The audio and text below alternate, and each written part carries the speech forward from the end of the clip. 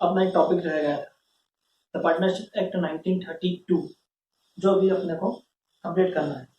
अभी तक अपन ने पूरी पार्टनरशिप के सभी थ्योरिकल पार्ट था जितना अपन ने पूरा कंप्लीट कर लिया है। अब अपना जो एक पार्ट बच रहा है वो बच रहा है द पार्टनरशिप एक्ट 1932। जैसा कि मैंने आप लोगों को बताया था कि पार्टनरशिप डीड, डीड का मतलब क्या होता है? पार्टनरशिप डीड का मतलब होता है कि एक रिटर्न या ओरल एग्रीमेंट दो पार्टनर्स के बीच में, जब दो पार्टनर्स हैं उनके बीच में जो भी रिटर्न एग्रीमेंट होता है, जो भी terms and condition partners business को लेकर, जो भी टर्म्स एंड कंडीशन जो रिटर्न में रहती है या रजिस्टर्ड रहती है, अथॉरिटी के साइन रहते हैं उस पर, वह होती है पार्टनरशिप डीड।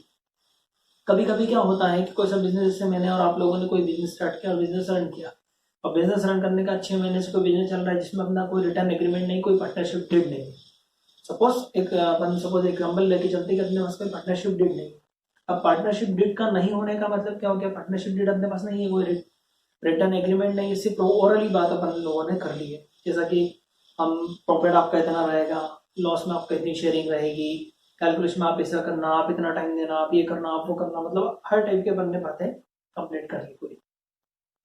अब होता क्या है कि पार्टनरशिप डीड अगर नहीं रहती है तो पार्टनरशिप डीड नहीं होती है, तब होता है द पार्टनरशिप एक्ट 1932।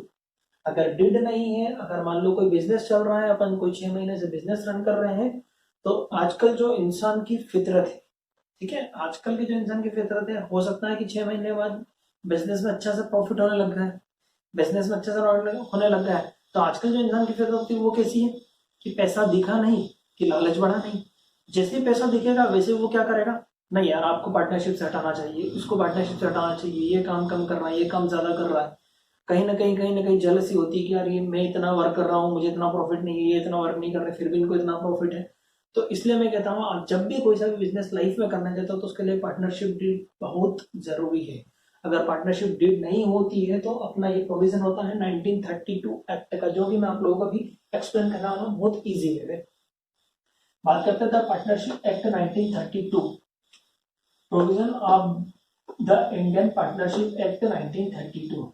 ठीक है, अब provision of the Indian partnership act 1932, अगर आपकी पार्टनरशिप डीड नहीं होती है तो पार्टनर्स के लिए क्या क्या कंडीशंस होती है मैं कहता हूँ। सबसे पहले अगर आपकी पार्टनरशिप डीड नहीं है और provision of Indian partnership act 1932 का यूज करते हैं, तो सबसे पहली कंडीशन थी कि interest on capital is not paid to the partners. मतलब बिजनेस में पार्टनर्स के लिए जो कैपिटल होती है वो पेड नहीं करना है। बिजनेस में पार्टनर्स की जो कैपिटल रहती है उस पर जो इंटरेस्ट आता है वह पार्टनर्स के लिए अलाउड नहीं होगा। क्यों अलाउड नहीं होगा? क्योंकि कोई लिखित एग्रीमेंट नहीं है, कोई रिटर्न एग्रीमेंट नहीं है, मतलब पार्टनरशिप डीड नहीं है। तो आप क्या करोगे? Interest on capital is not paid to the partners, partners को इंटरेस्ट ऑन कैपिटल नहीं देना है। Second condition as it is, interest on drawing is not charges from the partners. Suppose करो कि कोई बिजनेस चल रहा है, बिजनेस चलते थे रन करते करते अगर पार्टनरशिप डीड नहीं है, 6 महीने से बिजनेस चल रहा है और उसमें कोई डीड नहीं होती, कोई रिटर्न एग्रीमेंट नहीं होता, मैं बार बार कह रहा हूँ डेट का मतलब return agreement, return agreement, return agreement.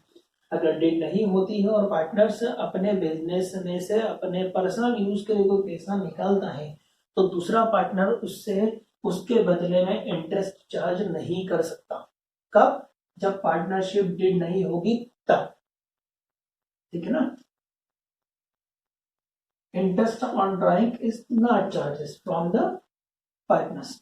दो कंडीशन आपको क्लियर। थर्ड वाली, profit and loss are shared equally by the partners. मतलब आपको क्या करना है, अगर आपके पास पार्टनरशिप डीड नहीं है और कोई लिखा नहीं है कि पार्टनर, सपोज पार्टनर ए, बी और सी, ए का 70% का रेशियो, बी का 20% का और सी का 10% का रेशियो होता है।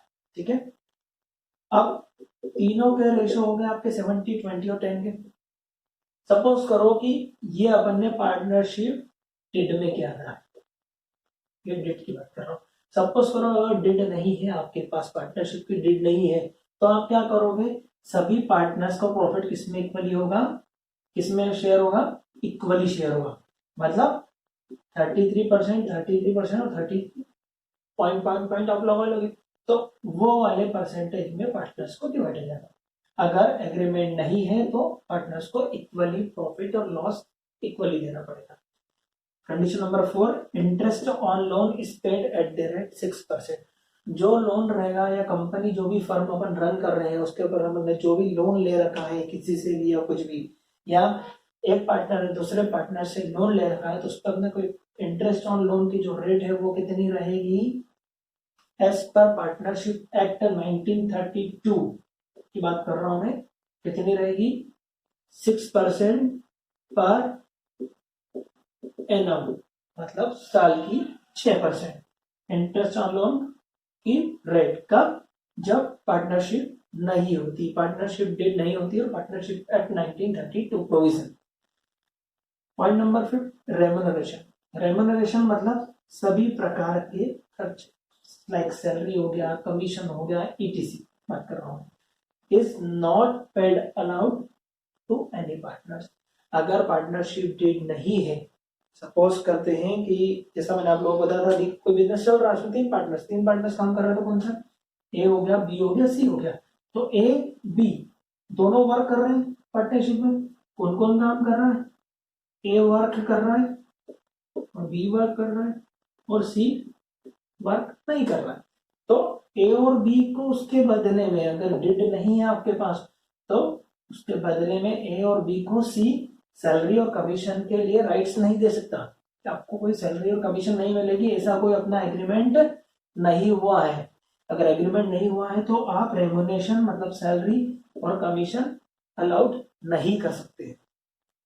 ठीक है, यहां तक आप लोगों को समझ में आया अच्छे से? तो एक बार और मैं आपको दूंगा शॉर्टकट में। The provision of Indian partnership act 1932, interest on capital is not paid to the partners. ठीक है, interest on drawing is not charges from the partners, profit and loss are share equally by the partners, interest on loan is paid at the rate 6%, remuneration, salary, commission, etc. is not paid allowed to any partners.